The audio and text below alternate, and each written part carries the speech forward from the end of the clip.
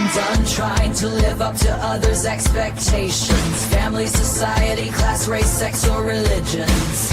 It's time to break free from the isms that make us feel like we're in prison. I'm ready to be unleashed as fuck. I'm ready to be unleashed as fuck. Tired of the madness, done with the sadness. Gonna break free and be unleashed. Hello, leash breakers. This week, we're going to rip into a leash that most women know all too well. Really, all too well. The shame we carry about our bodies, especially as they change. And whether it's weight, wrinkles, gray hair, or shifting hormones, my goodness, that can really mess with you. We've been trained to believe that aging makes us irrelevant. And softness makes us unworthy. Yuck. Yeah. And it's no accident that we feel that way. From the ads we're fed, to the doctors who dismiss us. There's a whole system that's heavily invested, huge industry in keeping us chasing youth, particularly when it comes to looks. So that also means shrinking ourselves, staying invisible, being the good girl, staying quiet, those kinds of things, staying thin. And, you know, there's like this unspoken expectation that good girls age without anyone even noticing. They just, and the word graceful, I was thinking, is what comes along with that. Oh, just age gracefully. So which is so funny because men age and it's just like, oh, look, he's so dignified. He's so dignified. And Gord, look at that salt pepper hair. And a woman's like, oh, she looks haggard. Anyway, you are listening to Unleashed AF, the podcast that dismantles nice girl training, burns the mask, and redefines what unapologetic leadership looks like. I'm Deidre Beacham, visibility catalyst, keynote speaker, and creator of the Medusa Effect and Trigger Tripping.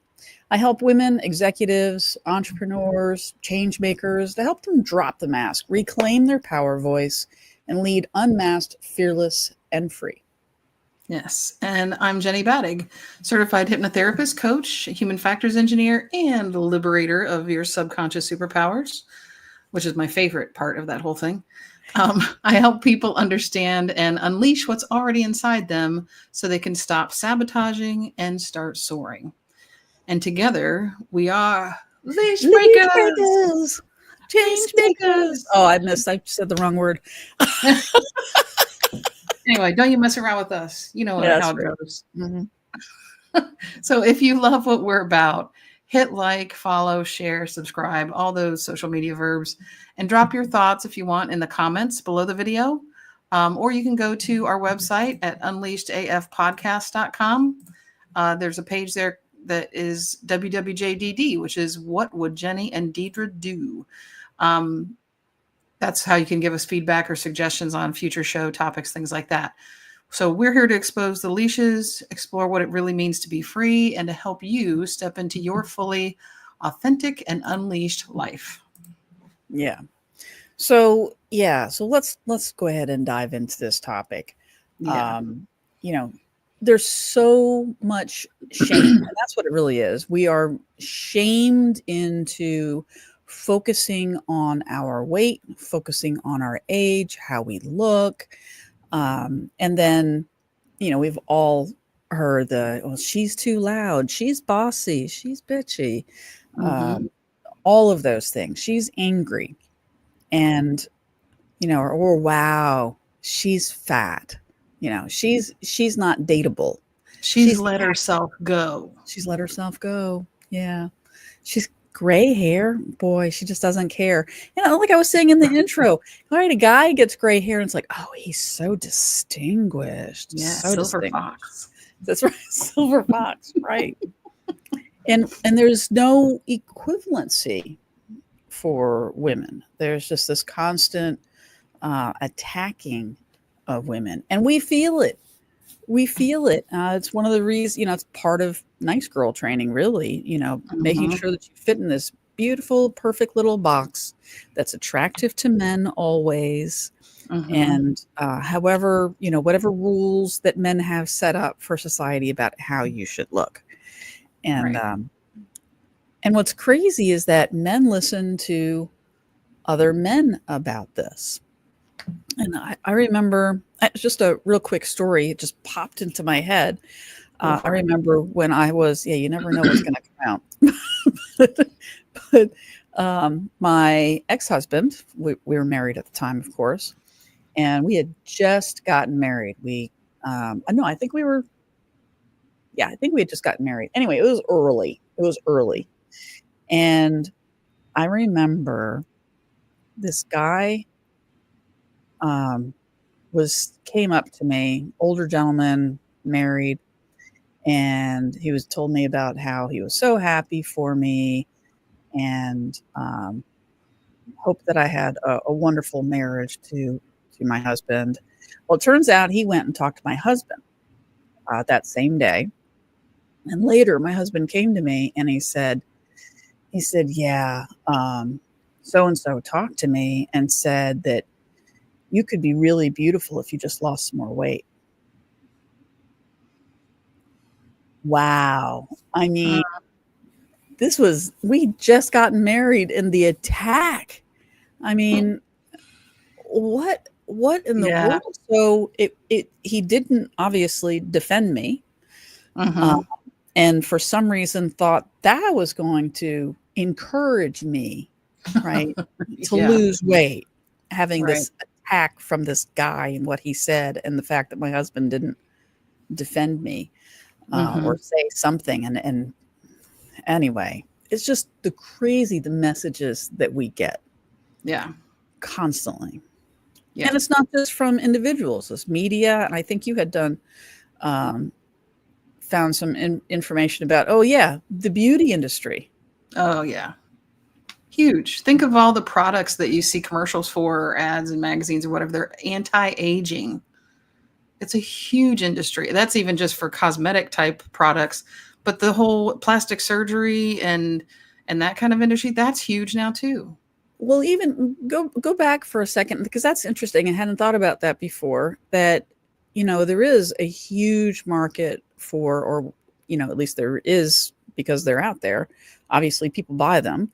But we're always told about wrinkles, and keeping the Mhm. wrinkles down, and this will help your wrinkles. And I mean, that's why Botox is around, right? Get rid of wrinkles that you have. Mhm.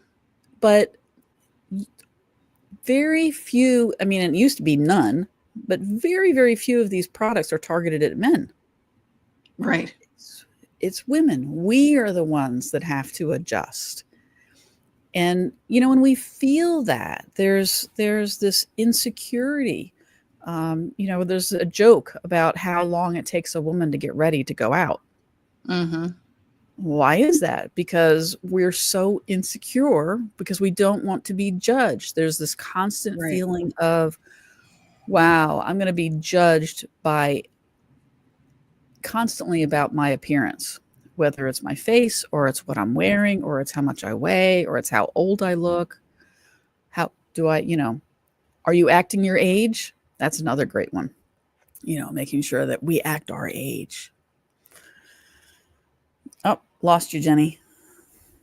I'm not sure why I've lost Jenny. Hopefully, you haven't lost me as well. I can see myself talking, but Jenny's all frozen up. But yeah, it's definitely a double standard. Men can go gray, although there is Grecian formula, or at least there used to be. I have no idea if there still is Grecian formula. Um, and, bald being sexy, certainly not for a woman.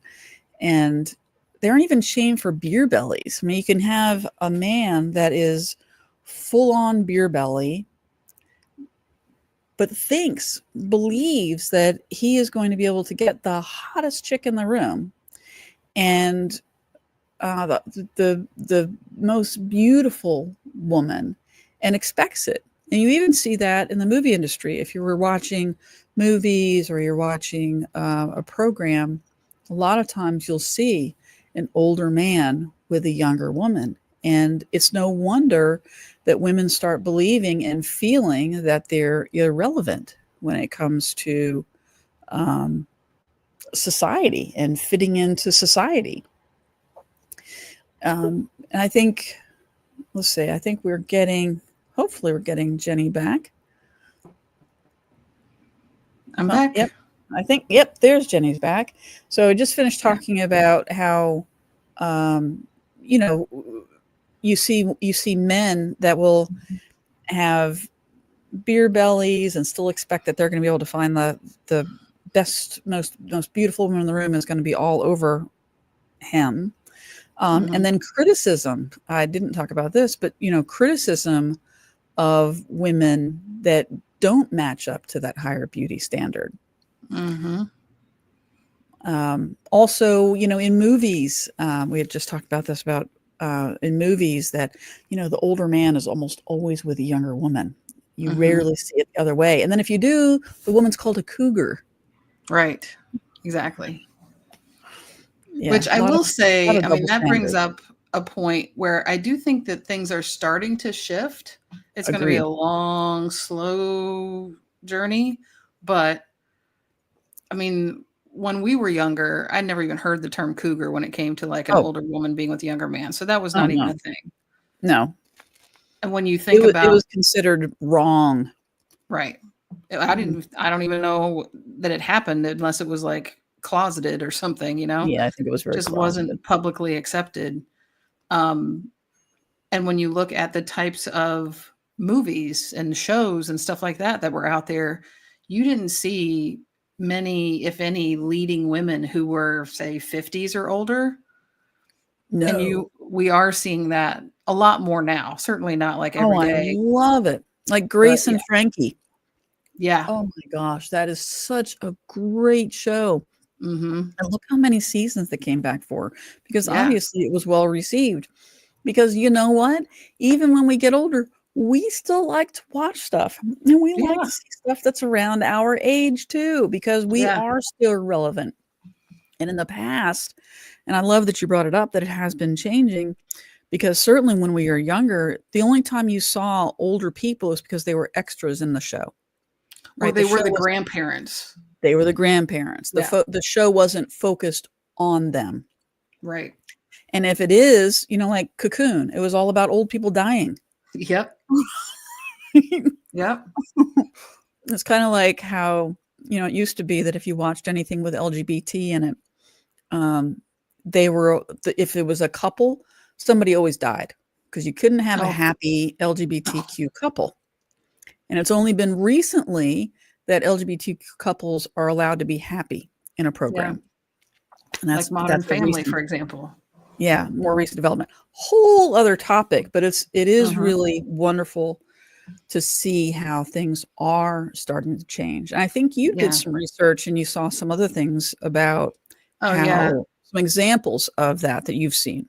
Well, and even to trace that back a little bit, I feel like, and this wasn't necessarily research, but just based on my recollection, it feels like Golden Girls was a great example of when that conversation or the dialogue got to happen in media, in entertainment, because they had lots of discussions about these types of things, about feeling irrelevant, about what it is to date when you're older. And I cannot remember, I should have done this research before, but you might know the answer to this anyway, because I know I've heard it before. The ages that they were supposed to be in that show, in the Golden Girls, I always thought they were like in their 60s or something, but somewhere, I think I heard at some point, they were really just in their like 50s or, something like that. And I thought, really? I can't remember. Like, I know I've heard it somewhere, but I can't remember. And it could even be that the actresses themselves were younger than what I thought they were based on how they, presented on the show. But still, the idea was, it was quite obvious with that show that they were of grandparent age at a minimum. They were obviously the lead characters in the show because it was all about them, but they started the conversations about things like feeling irrelevant, going, thinking their only next steps are going to the nursing home, that kind of thing. being Yeah, able so to get I a just looked job. it up. Yeah, I just looked it up. So Rose, Dorothy, and Blanche were all in their 50s. And Sophia, 79. Of course, yeah. So that was the ages that they represented in the show. Yeah, so they got up to, it went from Rose, Dorothy, and Blanche being in their 50s to it ran for enough seasons that they got into their 60s on the show. Yeah, but I wouldn't have guessed, even back when I was watching it and would have thought 50 was old back then, I wouldn't have guessed 50s. I would have thought older than that. So they still were kind of representing like, oh, you're past your prime at this point. And now, Oh, it was very much represented that way. Absolutely. yeah. Yeah. But now I do feel like there's certainly a lot more female actresses, at least, that you're seeing being active in roles that are in their 50s and not playing grandmotherly type roles at all. No. So that is a positive thing that I'll say. Things are shifting. And I think another part of that was we had to have some women who got into positions where they could just produce their own projects that did allow older women to be the focus, where it wasn't just grandmotherly or whatever. One example that was just recent within the last few years was 80 for Brady, which had Jane Fonda, Lily Tomlin, Sally Field, Rita Moreno, all like stoked about seeing Tom Brady because they were Patriots fans or whatever. And I mean, the whole movie was really about them. It was about them being older ladies and kind of counterintuitively interested in football, which you don't usually think about. But it was a very successful movie, and all of them, I think Jane Fonda's character did wear like a wig or something to try to look younger. But most of them were just like, hey, this is who we are. And we want to go see this game and we're going to figure out a way to do it. So it was more authentic and they just were embracing their age and going with it. And that was like the whole storyline of the movie. So you start to see more things like that. And I believe that was based on a true story of a group of ladies that decided they were going to try to do what they could to go to the Super Bowl. And I think it's important, and we're seeing it more and more. You just made reference to it. We are seeing a lot more women directors, women producers.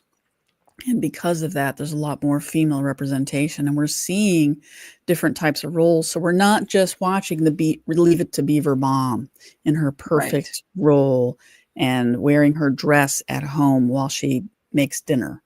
Right. And so we're seeing more realistic, or whoever. Yeah. And so we're seeing much more realistic representations, but it doesn't mean that we aren't still feeling that pressure. And I think that, and I'd love to hear your perspective on this, Jenny, but we still get pressure from each other, from other women. Yes. There are women that are still so caught up in this, caught up in centering men and centering the patriarchy. You fall into having to follow all of these unwritten rules about what you have to look like, what you have to wear, how you have to be, how thin you should be, how much makeup you should wear. I remember, and this was not that long ago, because I've been in business since 2008. And when I was down in Florida, so let's say it was 5 years ago, I was working with a coach who told me that I absolutely would not be successful if I didn't start wearing makeup. And at first I was like, and this was when you were speaking on stage or something, I think, right? With videos, anything. If I was going to speak on stage, if I was going to be doing videos, if I was going to be doing anything, I had to wear makeup. And when I first heard that, I was like, no. And then he's like, well, it was a couple. So it was a male and female couple that were giving me advice and coaching me, and told me that, and kept giving me all these examples of people who had followed their direction, who didn't wear makeup, and now they did, and now they were successful. And my first reaction to it, I mean, I kind of balked against it because I don't wear makeup and I don't care for it. It doesn't feel natural to me at all. And I feel less me. And after getting more coaching from them, they kept bringing it up and kept bringing it up. And finally I was like, okay, I'll wear lipstick. Okay. I can handle wearing lipstick. And so I started wearing lipstick, and it just felt fake. It just felt fake. And later I was like, this is crazy. It goes against everything I believe, because I'm very much about stepping into your own skin and who you are and standing up and being yourself. So and yet I wasn't doing that. And so I felt like I was living a lie. And finally I was like, this is crazy. This can't be true. And if it is, then why can't I be one of the people that helps change that? Yeah. Why can't I do that? Because sometimes when you're looking for somebody to emulate, sometimes it turns out that you're the one that has to be that person. If you can't find that person out there, sometimes you're the leader that people are looking for. Yeah. And, so have you had instances like that where you've been told to be a certain way and you've had to fight back against it? I don't remember anyone specifically just sort of giving me that advice, but I can tell you and growing up, makeup was not a big thing for me because I didn't have any older sisters that would have been into it. My mom never wore makeup. So it just wasn't something I was used to being around in the first place. But certainly when I started to get into high school and stuff like that, all my friends were wearing it. So I thought, I should probably know something about this or figure it out somehow. But I was an athlete. I mean, I played volleyball and I sweat. And it was makeup and sweat do not sense. Combine. They just don't work well. It made no sense to me. And I'm way more about practicality than looking good. Worrying about how other people are going to judge me based on whether I'm wearing makeup or not. So I've worn makeup from time to time, but not a lot. And I've never gotten real good at it. And it's just not a high priority for me. So I don't recall someone telling me that, but it's possible they did. And I just blew it off because I wouldn't let it spend much time in my brain. Cause it's okay, well, I'm not going to take their advice. It's just never been a thing for me. And I can certainly see someone with makeup on and at times see oh, wow, yeah, that really improved their look. They look beautiful with makeup on. There's other times where I'm like, whoa, they really have gone way overboard with the makeup. They might be better off without. Even actually, if you think about drag queens, when I've seen drag queens with makeup on, they look freaking gorgeous. Stunning. They do an amazing job with their makeup, better than most women that I've seen. But I would not, plus I don't feel like taking the time to do all that work. But when you think about it also, as I was thinking about, I was an athlete and I wouldn't want mascara to run. I wouldn't want it to be stuck. If I have to wipe my eye because something got in my eye, it's just not practical.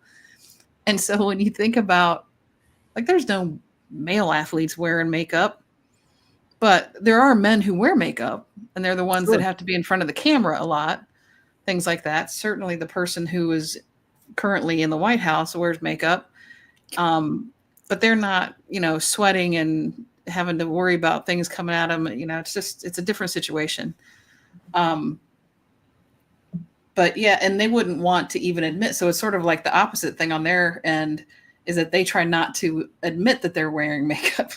Well, and here's the really interesting thing, because one of the arguments that this coach used with me was, look, if you're going to be on stage, right? One of the reasons you want to have makeup, so it's easier for people to see your face.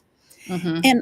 And I thought, so does that mean that we should put lipstick on men when they're on stage? I don't know a whole lot of men that put lipstick on when they're Right. on stage. So it's just this double standard, and Mm-hmm. I won't stand for it.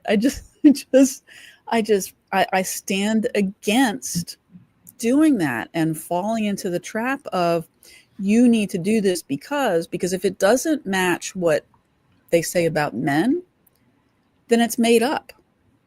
It's Yeah. just something that we've made up.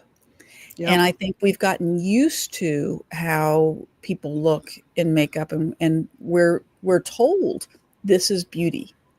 This is beauty. They're called beauty products, Right. right? They're called beauty products. And it's Mm-hmm. interesting. This has been going on forever. In fact, some of the phrases that we use, right? You've heard of the term mind your own beeswax, Mm-hmm. right? Do you know what that comes from? No. Well, I think I've heard it before, but I can't remember exactly how it's explained. So way back, I don't know what year, 1800s most likely. So there wasn't a lot of hygiene, right? It's not like everybody had access to soap and regular hot water and all that kind of stuff. So a lot of times women were bathing, once a week, and if they were lucky to do that. And they were usually one of the last people on the list. Guys, the man of the house got the bath water first, and then depending on the relationship in the house, sometimes it was the kids next and the woman would go last. Sometimes it was the mom first, and anyway, or second, and then the kids. But anyway, because of that, a lot of times the skin would end up with pock marks or, zits, etc. And in order to cover them up and make their skin look more even, they would smear beeswax. So it'd be a layer of beeswax on their face. Mm. Well, when they would get out and walk around, of course, if you were in the sun, it would start melting. Mm-hmm. And so they would look at each other. And sometimes while they were in conversations, you could see one woman just kind of looking at their face kind of sideways. And the other woman would say, mind your own beeswax. And that's where that came from. And yet so we've taken that term and used it again, but it goes way back, where we're all concerned about how we appear to other people rather than how we're appearing to ourselves, and what's important to us, what's important to you. Just like nail polish. Well, I've been told I must wear nail polish. I don't like it. I don't want to walk around with red fingernails or pink fingernails. I just like regular fingernails. And I think every woman should have the ability to just stand there and say, well, this is what I want, and this is how I'm going to be. There's so much peer pressure to do otherwise. Yeah. And I was thinking when we first started talking about this, I remember at least one episode, it probably happened more than that, of Modern Family. I loved that show. Yeah, it's a good show. Where Gloria was giving, which is Sofia Vergara, was giving the Julie Bowen character, what was her name? The mom, basically. Kind of giving her crap because she wasn't wearing a lot of makeup, or was dressed kind of frumpy or something like that. And she's like, "Oh, you're going like that?" So it's not just from the men that we get that. We get it from other women. I think there's even more from other women. There's more criticism and maybe it's more that it's more prevalent. But women feel obligated to help other women to stay in line. Right. And sometimes it's not so much staying in line. It's, oh, did you see so-and-so? Mm-hmm. She really should do something about that. And then it becomes snide, and it's an us versus them, and I'm better than you. Yeah.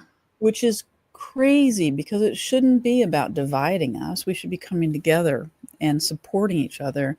And yet the need and desire to have things male-centered and centered around what males want is a huge part of what divides us. Yeah. In my opinion. Yeah. And I think from a woman's perspective, the reason women kind of come after each other for things like beauty and other things along those lines is based primarily on the fact that the assumption is men are going to want something that is younger and prettier and thinner and all those things. So from that perspective, I think there's the justification of, oh, I am trying to help you out because I am trying to help you, attract a man. So it goes back to, well, so why is it that men feel like that has to be the standard? And, part of it, I think, if you go way, way, way back, it may be just related to the childbearing situation. If they wanted to have, and it's not, even that sounds weird because I don't think of a lot of men as wanting children per se as they get older, but it somehow gets morphed into, well, but she's capable of having children, therefore she's capable of, I don't know, sex or whatever. I don't know. I don't know how exactly that kind of got to be such a big thing for men in terms of. Certainly from royal families. You wanted to make sure that you were married to a woman that could give you enough children so that you'd end up with a male heir. That's true. So that the name could go on, so that the royalty could stay in the family. Yeah. The money, the prestige could all stay in the family. And I think that just got passed on to other people. And of course, we've come from the colonialism. So that got passed on to us as well. And, over time, just like other things that are antiquated, we kind of hang on to things just because they're tradition. Yeah. Not because we've put a lot of thought into, well, why is this a tradition? Is this a tradition that makes sense? Mm-hmm. And there are a lot of traditions that don't make sense anymore. And they just need to be put through different lenses. Yeah. A little critical thinking maybe, which is hard to come by. But, and there's a friend of mine, I'm remembering now that she had mentioned to me, her son, who is probably in his 30s now, they were having a discussion one day and she was very distraught about what he was saying without her really prompting him necessarily. And he was saying, well, my plan is to really spend the first, 10 years or, I have spent the first 10 years of my life kind of after school, after getting out on my own, building up my career, focused on that. And then at that point, the ideal thing would be to then find a woman who is in her early 20s and marry her and have kids, and she can raise the kids and blah blah blah blah. And she was like, I'm sorry, what? You want to get into your mid 30s and then marry a young 20-year-old just because you wanted to already be established in your career and then just have her take care of the kid, or be your nanny? She was like, where are you getting this? And that's a really great point, because I really truly believe that that's one of the reasons that I think we have a clip about this too. But what happens is, women get to a certain age. So let's say people, a male and female, they've been married for, 15 years. And after a woman starts feeling more comfortable, confident, or maybe just fed up because she's been dismissed or raising the children and not getting any help from her husband, or having all these expectations heaped upon her. And as you get older, there's more of a sense of who you are. And, well, I don't want this to be my identity. I want my own identity. And there are a lot of men that are so not used to that and told that they don't have to put up with that. You don't have to put up with that from your wife. Your wife should be doing what you tell them, especially in Christian circles. Your wife should be obeying you. And if she's not, she's being rebellious, and she should be following you. You're the man of the house. You're the head of the house. And women get a raw end of the stick there. Mm-hmm. Especially if the husband is not being supportive. And so, suddenly you have a woman that is coming into her own, getting a sense of who she is, and she doesn't want to put up with it anymore. Right. And the men are like, well, I want to go get a younger woman who does what I say again. Right. So I think there's a big part of that as well, not just wanting a Mm-hmm. younger woman because she's pretty or what is deemed pretty by current standards, but also because she doesn't have a great sense of who she is yet, and so she fawns and, "Oh Mm-hmm. my gosh, he's just so wonderful and Mm-hmm. lovely, and he's just the best," He's so and smart and right, and for I don't need to worry about myself or taking care of, learning a skill, etcetera, because he's gonna take care of me for the rest of my life. Well, yeah, mm-hmm. until you start coming into your own, and then Right. he doesn't like that. He Yep. wants the idea of who you were before, Mm-hmm. and so never really loved you, just loved the idea of who you were, Yeah. and then you get dismissed and because he goes somewhere else. Or the woman gets enough wherewithal that she says, I'm not doing this anymore. And then the guy's like, well, I don't want that anymore. I want to Mm-hmm. go for the younger chick. Mm-hmm. Um, yeah, that's crazy. So how do we combat that? Well, I mean, part of what we were talking about earlier, where it becomes more normalized because we're seeing more of the stronger, more powerful, more authentic um, women who are aging into their 50s and 60s and still strong and, um, I mean, somewhat unapologetic, but showing that they're still, contributing to society and worthy of being counted. I think that's just, there's so many different ways that can show up. And, there's been, I think when I was looking this stuff up, it was 20, no, what did it say? So I remember years ago, was it 1990 even? People Hmm. magazine started to have, like, they have their yearly issue that's like the beautiful people or something like that. Oh, The yeah. Like the beautiful issue. 50 beautiful people or something. Yeah, but they started including photos of women without their makeup, like celebrities without their makeup. They started doing that. It's either 1990 or 2019, or it had a 9 in it somewhere. I'm trying to find it again.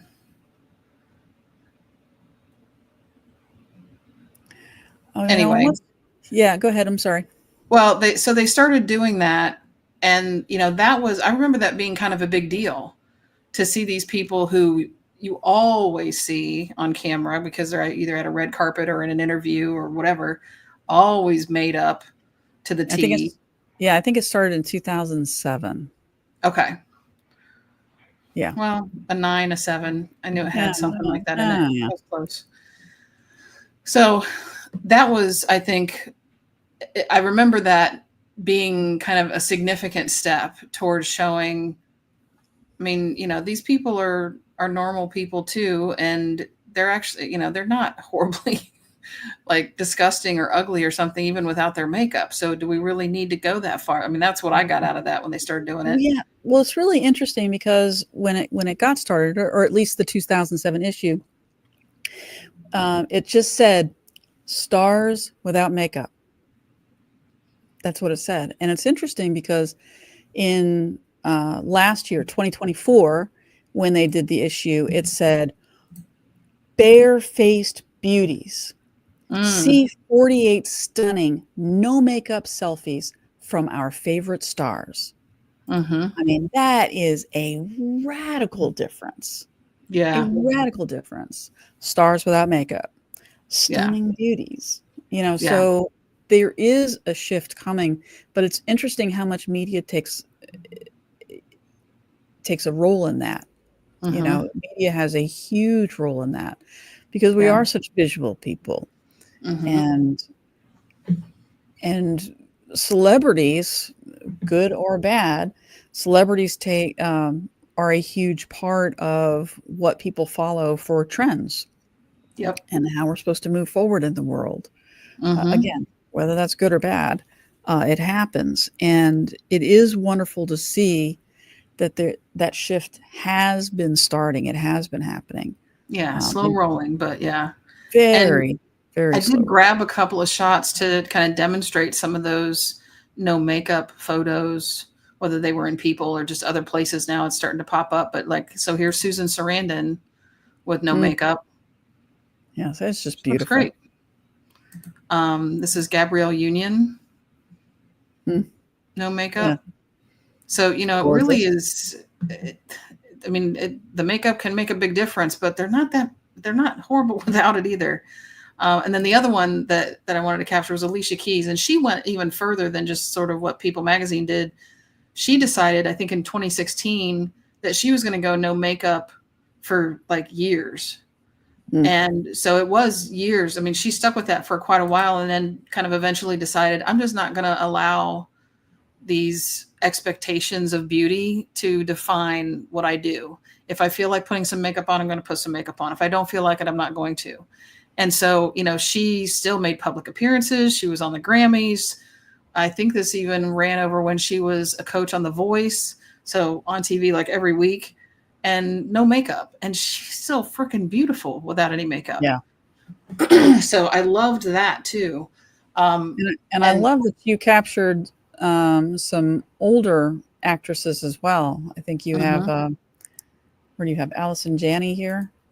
Yeah. And that's not necessarily no makeup, but wow, she looks fantastic. Yeah. And the other thing that's significant, the reason I wanted to grab that picture of her is because that's an example now of an older woman. She's 65 in real life.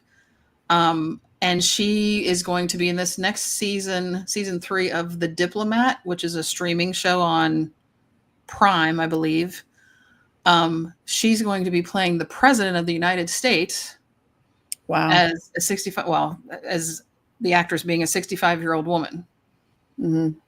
Yeah, and I love that because we are starting to see more women in these roles in what are considered non-traditional roles on TV, which is huge because it helps to shape how people react and do things for themselves. Yeah. Yeah. And another example of someone who isn't trying to look younger than she is, but is on TV again, is Kathy Bates. Oh my gosh. Have you seen her in Matlock? We freaking love that show. We can't wait for it to come back. I think it's September or October it comes back. We love it. Fantastic. Yes. Yeah. Yes. She's absolutely fantastic in that show. Yeah. And I mean, she actually is kind of playing it up as if she's taking advantage of the situations where she's sort of invisible and people aren't paying attention because she's just a little grandmother. Mm-hmm. So it's sort of twisted. It's almost like the other angle from like Golden Girls trying to bring up the point and argue, no, we should be seen. She's going, you know what? If you're not going to see me, I want to sneak around and do some shit. That's right. I think this is a really good place or segue into playing that video by Up Spiral Life. Sure. You want to go ahead and do that? Here, let me switch us. Go ahead and switch us over. Kudos to this guy.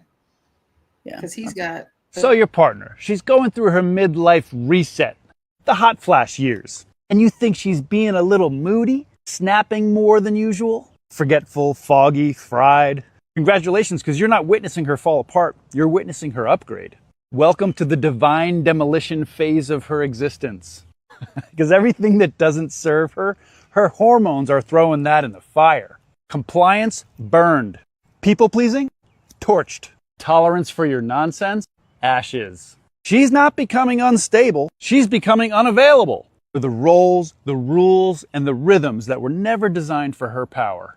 So check it out. Her estrogen is dropping, which means her capacity to sacrifice herself silently is plummeting too. And the hormones that once kept her agreeable, they're packing their bags. She's no longer chemically encouraged to make you feel safe at her own expense. And you're calling that a problem? It's a wake-up call. Her nervous system is recalibrating, her brain is rewiring, and her body is asking better questions. Like, why am I carrying this marriage? Why do I say yes when I mean hell no? And why is everyone around me so damn loud and needy? She's not being hormonal, she's being clairvoyant. She's finally seeing through the performance, the politics, and the pressure. She's deleting what no longer aligns, and she's updating to a new operating system. Truth 3.0 with zero buffer time for BS. This is your opportunity to rise along with her, man. This is a chance for you to grow. So next time you catch her looking like she might spontaneously combust, don't flinch. Witness her. Because if you can survive the fire, you might just get to meet the woman who she was always meant to be. And trust me, she's not crazy. She's miraculous. Love that. Yes. I love that. And, you know, and kind of reemphasizes everything we've been talking about. And the fact that, you know, there are some men who cannot pass through that fire. Yeah. So many divorces that happen at that time in life. And I think I read somewhere, and I'm sorry I don't have this number right now, but I read that there is a significant increase of women going for divorce at that age when they start going through menopause, that the woman is the one going, I'm not doing this anymore. Of course. And in most cases, it's because the husband has not listened, has not tried to change with her, has not listened. And so she's like, I'm not doing this. I'm just not doing this, and blows up the family. And it's not for that point. It's because she has to, she's looking at her life going, how do I want to spend the rest of my life? How do I want to spend the next 20, 30, 40 years of my life? And in most cases, it's not the way it was. And hopefully, you know, you're in a strong enough marriage and a relationship where you have great communication, where that doesn't happen, where it doesn't just get blown up. But, you know, it makes sense that it happens. And I love when he was talking about the hormonal shifts. My goodness. And we've both had those, you know, where you just burn up. You just burn up. And that's one of the things that's lovely about being married to a woman, is that she completely understands. I don't have to explain it to her. I'm like, baby, I am really, really hot right now. And she's like, do what you need to do. Yep. Do what you need to do. And that's so wonderful. I wish we could all treat each other like that, you know, just as human beings, and not, well, why are you so hot? I'm not. Just accept that she is.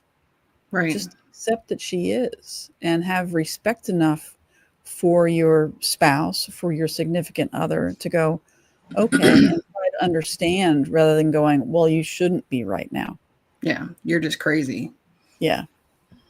Yeah. And there was actually, you know, a post that I saw somebody share on Facebook the other day that was actually, it was addressing how a lot of men have been complaining about the Swifties and how crazy they go over everything that Taylor Swift does. They're like, oh, you just crazy girls or crazy women. Why do you go so crazy over this lady? She's not that big of a deal. But the post was pointing out, this is being said by men who paint themselves in their team's colors when their NFL team is playing. You know, like, I had this, we had this one guy, years and years and years ago, a friend of ours went over to his house for the Super Bowl, and he came out of the kitchen with this blow up helmet. Right. It was for the Patriots. And he had this blow up helmet that he was wearing, and he had his football shirt on, and like the pads underneath, like, and this guy is like this little tiny little short skinny guy. He has never played football a day in his life, unless it was flag football, right? Maybe flag football. Yeah. And he was the quarterback, right? Right. Can't touch him. You can't touch him. And this little guy, and he was just going up and beating his chest, and right, but they're upset about the women being excited about Taylor Swift. But I think the biggest reason they're upset about people being women being excited about Taylor Swift, because Taylor Swift talks about women's rights, standing up for yourself, And just talk about them. She lives them. Yeah. Yeah. So that's interesting. You want to play this clip? Actually, that's one other funny thing, since that just came up. Yeah. So Taylor is now engaged to Travis Kelce, and on the Travis's web podcast with his brother, New Heights, a couple of weeks ago, they were talking about watching the movie Pretty Woman. Like, they had never seen it before, and they're like reviewing it.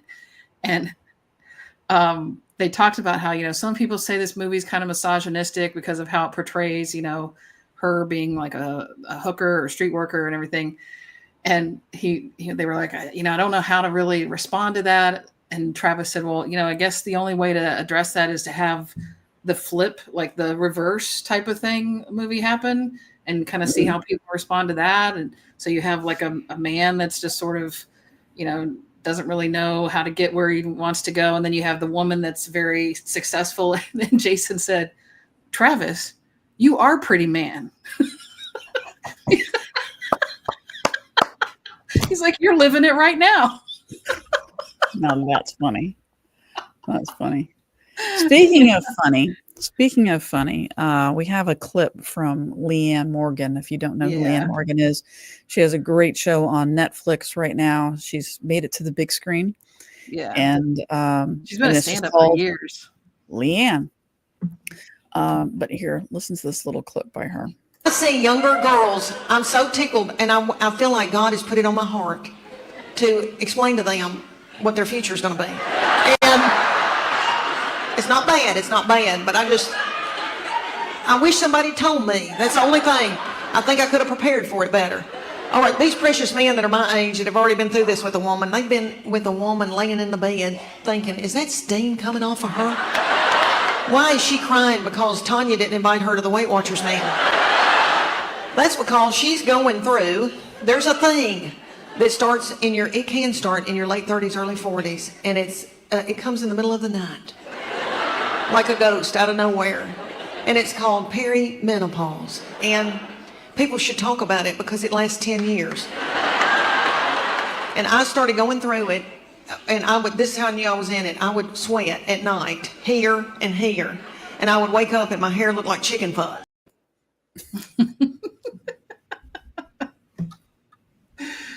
Oh, yeah, and 10 years is a lie. I don't know where she got 10 years from, because I started going through perimenopause in my mid-30s, and I didn't go through menopause until my mid-50s. So that's a good 20 years for me. So it definitely changes per person.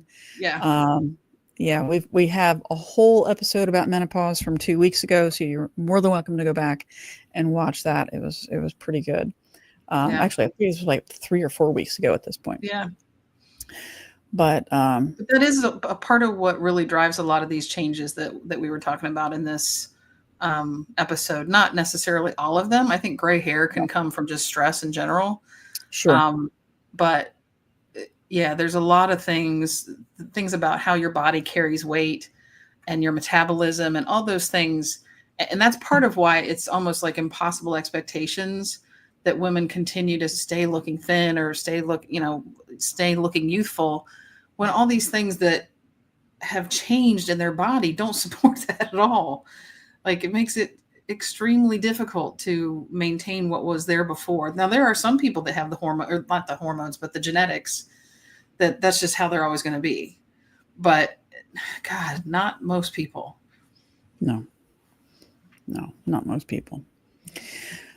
So we have a, let's see, rebel move of the week. We didn't write one down, so I'm just going to make one up right now, which is rebellious of you.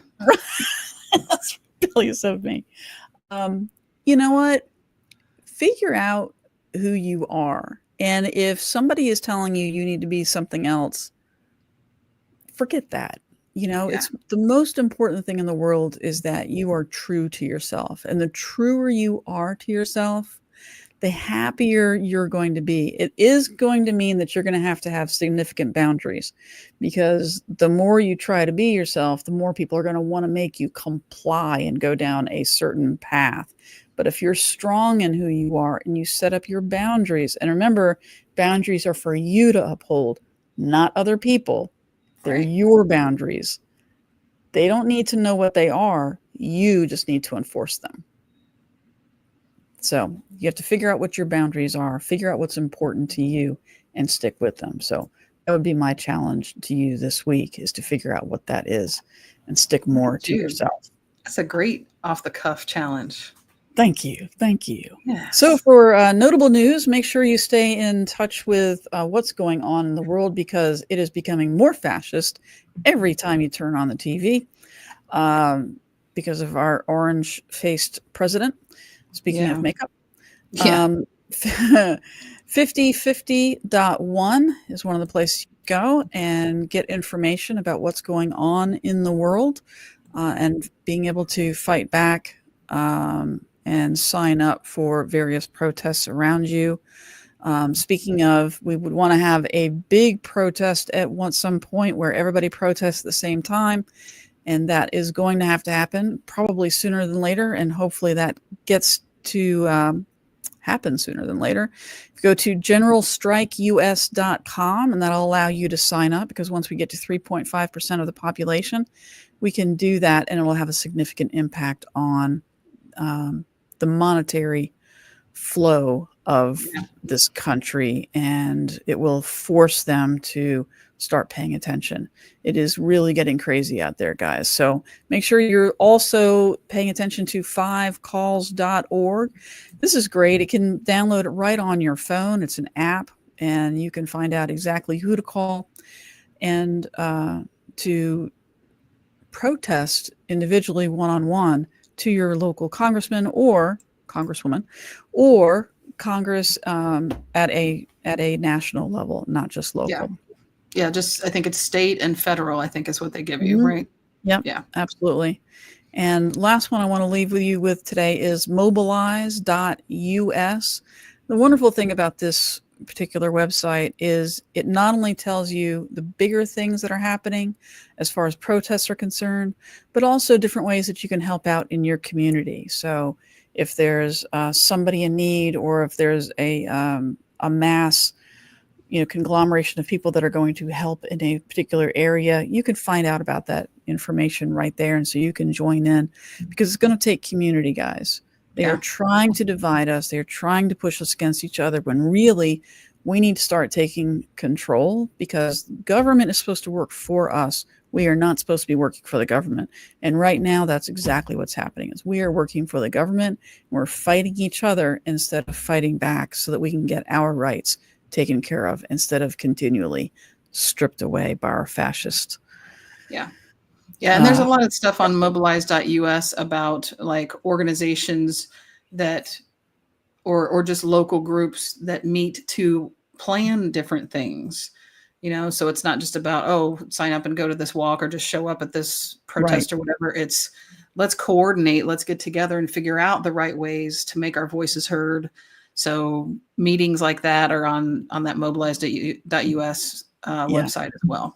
Yeah, so you can take an active role in what's going on in society, and especially in your local communities. If you enjoyed today's episode, please subscribe, follow, share, let somebody else know that you have enjoyed it and you want them to watch as well. If you have a topic, question, or if you want to be a guest, please go to our website, unleashedafpodcast.com. You can go to WWJDD, what would Jenny and Deidre do? We'd love to hear from you. Jenny, you want to close us out? Sure. Just remember, leash breakers, you're not too much. You're not broken. The system is hella broken. Yeah. You're unleashing. Keep going. Take care. I'm done trying to live up to others' expectations. Family, society, class, race, sex, or religions. It's time to break free from the isms